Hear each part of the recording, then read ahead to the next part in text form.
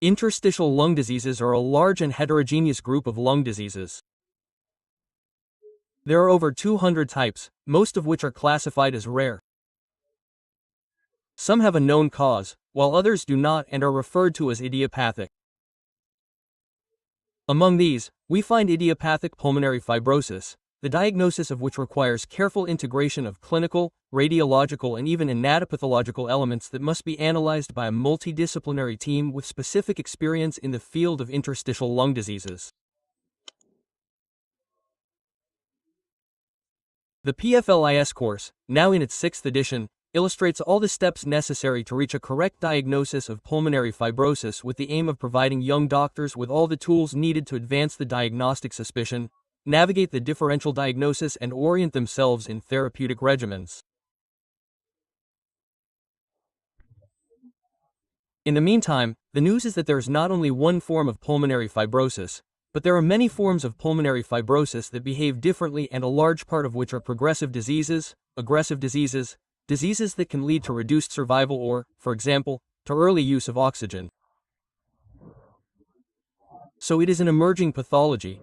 More and more diagnoses are being made, also thanks to the use of high-resolution chest CT scans, and we are increasingly seeing patients even in the early stages of the disease.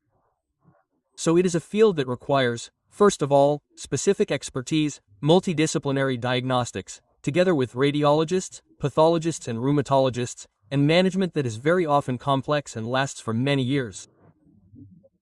The news is that for the first time, after over 10 years of studies that have failed, we finally have 2 studies that are allowing us to see a bit of light at the end of the tunnel. These are 2 studies of a drug that is a phosphodiesterase inhibitor specific for the 4B subunit, called nerandomilast, which has been shown to be effective and safe in both patients with idiopathic forms of pulmonary fibrosis and in patients with so-called secondary or progressive forms of pulmonary fibrosis. So we expect that in the coming months the drug will begin to be approved and used in our patients, and certainly, since it is also a drug with fewer side effects than previous ones, it will allow a change in management that will be more effective and certainly more acceptable to our patients. The problems that make the diagnosis difficult are various. First of all, the fact that very often some non-specific symptoms such as a slight cough or a slight dyspnea when climbing stairs are either not considered by patients or attributed to other causes, such as cardiovascular.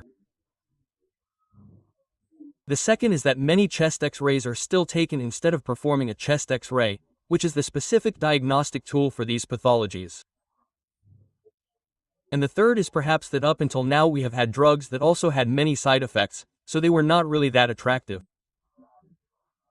Today we hope to have new alternatives, therefore with safer and more effective drugs, probably also, let's say, the incentive to diagnose these diseases, especially